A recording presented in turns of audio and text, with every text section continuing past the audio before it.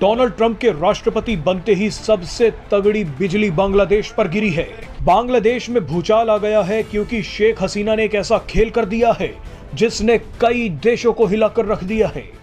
Left-wing gender insanity being pushed on our children is an act of child abuse. On day one, I will revoke Joe Biden's cruel policies on so-called gender-affirming care.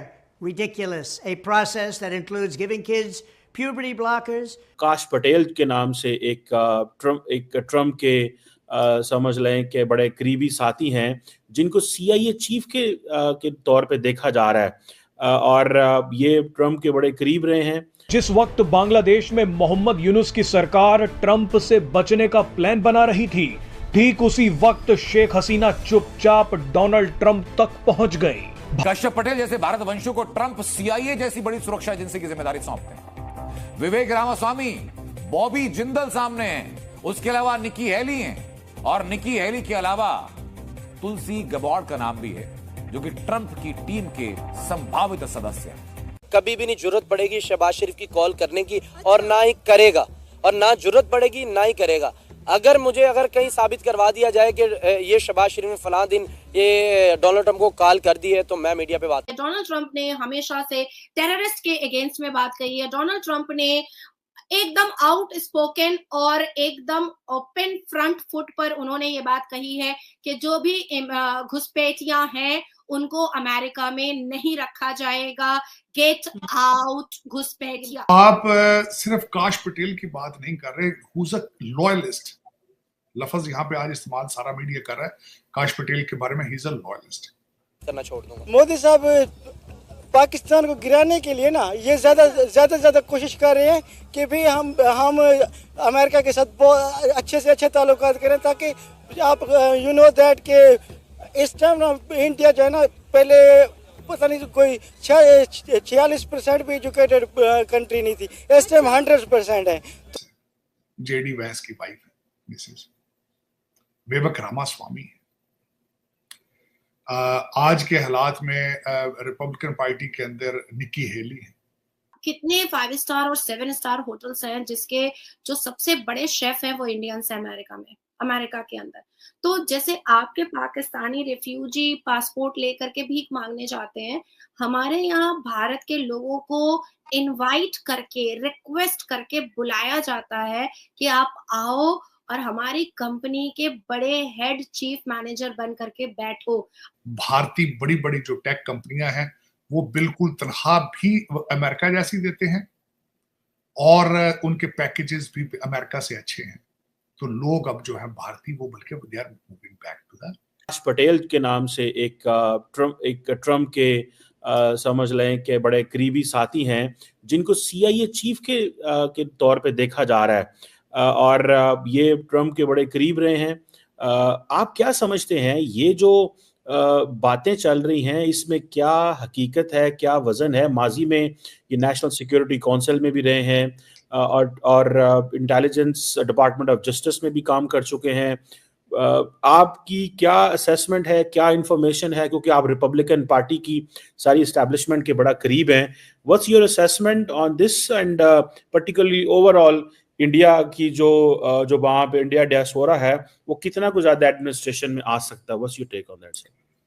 Cheema साहब, मैं हमेशा ये बात करता आया हूँ कि भारत का जो डायस्पोरा है वो डायस्पोरा नहीं है, वो टेक्नोक्रेट्स है।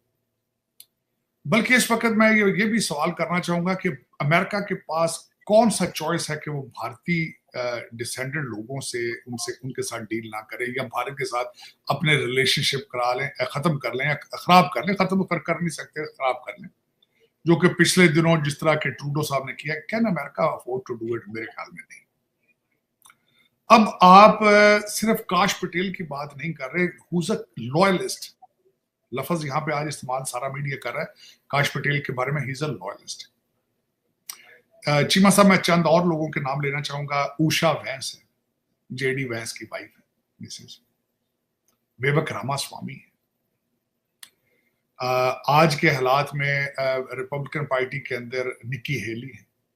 रिपब्लिकन पार्टी के अंदर ही JD वैंस, हमारे जो लुधियाना के थे बॉबी जिंदल। अब उसके वर्ल्ड बैंक के हमारे जो सरदार साहब हैं, उसके बाद माइक्रोसॉफ्ट हैं, गूगल देखें, एप्पल देखें, ये सारे घेरे आसपास के जो है, ये मुझे बताएं क्या चॉइस है अमेरिकन के पास? क्या do you have any choice? They don't have any choice.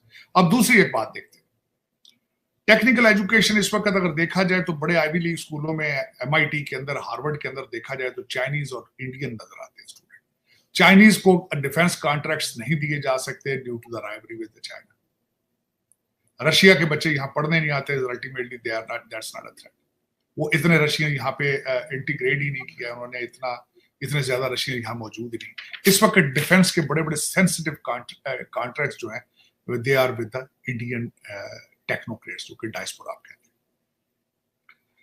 बल्कि मैं यहां तक कई दफा एक्सट्रीम में जाता हूं कि अमेरिका को इस वक्त भारतीय टेक्नोक्रेट्स चला रहे हैं, क्योंकि अपने बच्चे इनके तालीम छोड़ चुके हैं, अमेरिकन बच्चे पढ़ना छोड़ चुके हैं।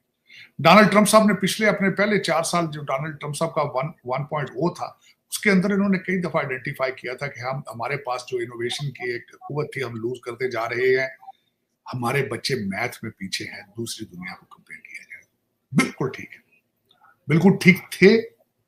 आज की हालात ये है, अगर गूगल करके आप देखें कि फेडरल गवर्नमेंट ने कई जॉबों से बैचलर डिग्री की रिक्वायरमेंट खत्म कर दी, क्योंकि इन्हें बैचलर मिल ही नहीं रहा अमेरिका।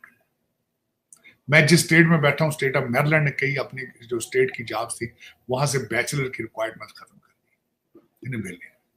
बाबा बाइडन ने पिछले दिन तकरीर फरमाई तो उन्होंने बड़ा ब्रैग करने की कोशिश की कि 1 लाख की जॉबें हैं जहां पे डिग्री की रिक्वायरमेंट ही नहीं। शर्मिंदगी होनी चाहिए, शर्म करनी चाहिए।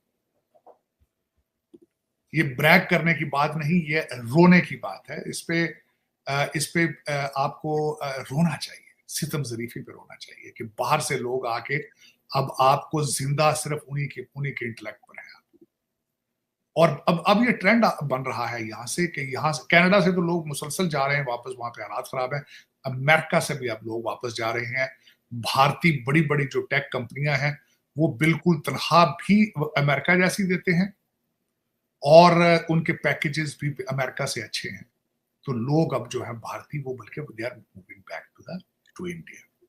तो ये इसके पास जो काश पटेल अगर CIA हेड बनते हैं